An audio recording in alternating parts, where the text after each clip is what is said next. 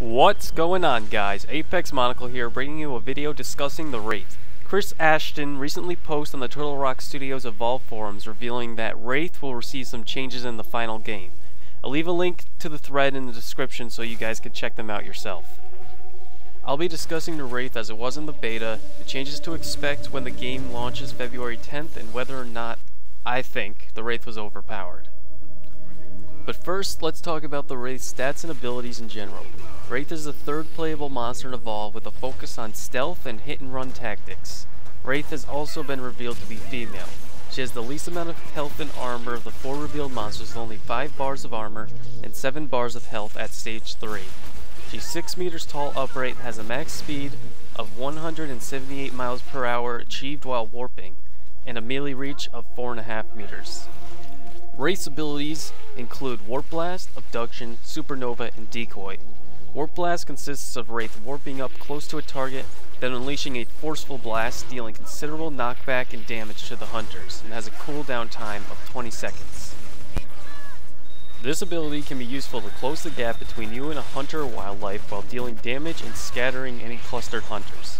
It can also be useful as a means of escape by using it as an extra warp, and create a greater distance between you and pursuing hunters. Abduction is Wraith's second ability. It allows you to warp to either a hunter or one of the smaller wildlife, grab it, and bring it back to where you started. Abduction has a cooldown time of 8 seconds, a maximum range of 105 meters, and is perfect for isolating hunters from the group and finishing them off. Abduction does deal some damage to whoever you abduct, but it's only a small amount, making it quite ineffective when you're fighting with hunters under the mobile arena.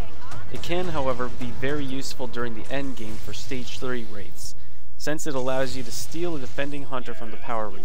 This leaves the hunters with a choice: either let their teammate die and continue defending with only 3 people, or leave the relay vulnerable to help their teammate. One thing to keep in mind is that abduction does not make you immune to traps set by the hunters, so you will trigger any arc mines or harpoon traps on your way to the target. Supernova is Wraith's damage dealer, and has a cooldown time of 20 seconds. Supernova releases the cloud covering a maximum area of 22,700 square feet, which, while in the cloud, drastically increases Wraith's melee speed. Her attacks are executed in a much more violent and spastic nature as compared to a normal melee attack. It will hit enemies on all sides, not just in front of them. Any hunter caught in the Supernova attack that aren't being healed or shielded will go down in a matter of seconds. There are no real strategies to using Supernova besides getting as close as possible and dealing as much damage as possible. And Wraith's last but certainly not least ability is the Decoy. This is the ability that caused people to cry overpowered. Her Decoy ability spawns a clone of herself that attacks targets while distracting the hunters. With the Decoy deployed, Wraith becomes invisible, and the Decoy can be used strategically to escape from combat or allow the player to reposition themselves for surprise attacks.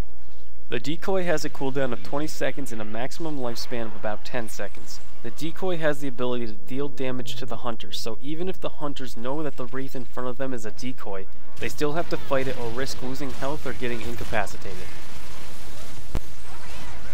Now, I could sit here and tell you every strategy involving the use of the Decoy, but we'd be here all day, so I'll just mention the most prominent ones. Now, what makes the Decoy considered to be overpowered was its short cooldown with no downsides to using it. The cooldown started as soon as the power was activated, meaning that by the time the Wraith's cloak wore off, there's only about 10 seconds left on the cooldown. This made Decoy very easy to abuse by simply spamming it during combat to deal damage and soak up any damage intended for you. Combat with Wraith often consisted of a Wraith player staying out of sight and just sending decoy after decoy against the hunters.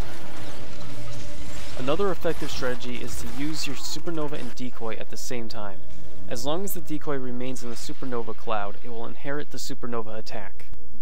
This strategy required much less participation in fights as compared to Goliath or Kraken, allowing Wraith to take minimal or even no damage to its health during fights, despite its low armor pool. The Decoy was also very useful for avoiding confrontation in the first place.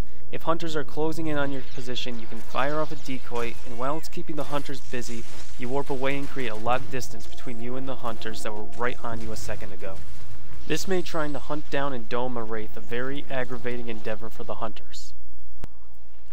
As I stated earlier, Chris Ashton disclosed that the Wraith will be receiving a nerf to her decoy ability.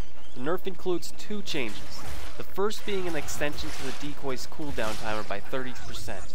This amount is significant enough to prevent the ability from being constantly spammed during a fight. The second change is that now if Wraith warps away while the power is in use, she'll break her cloak and the decoy will vanish. This is a huge change. This makes the decoy far less useful for escaping pursuing hunters. Before you were able to warp away while the hunters were forced to deal with your decoy, but now you have to make a choice to warp away and lose your decoy, or use your decoy to give yourself a better position. Whether you use the positioning change to hide or find a good angle of attack is up to you. Wraith will also be receiving a couple of other changes, including a 10% damage reduction to Supernova, an increase in the radius of abduction from 3 meters to 3.5 meters, and an increase in the blast radius of Warp Blast from 8 meters to 8.5 meters. So, was the Wraith overpowered in the beta? In my opinion, everything about the Wraith except for the decoy was balanced very well. The decoy made Wraith very easy to use and often was too much for less knowledgeable hunter teams to deal with. Some people will argue that the Wraith wasn't overpowered so long as you were using certain hunters. I find this to be a poor argument. It creates what I call an over-centralized game state, where one thing, in this case a monster, is more powerful than the others like it, causing people to be more likely to use it to win. In turn, this causes people to over-prepare for it by using its counters more often so they don't lose to it. The game state becomes stale due to its centralizing around a single overpowered thing and its counters. A few buddies and I were discussing how to address a nerf to Wraith's decoy.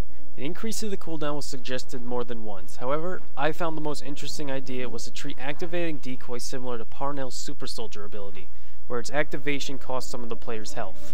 Not as large a health drop as Parnell, since Wraith can't get back lost health, but it would definitely discourage spamming the decoy by creating risk-reward in using it. However, I think that the changes made by Turtle Rock Studios address the issue just as well, and I look forward to playing some more Wraith once the full game drops.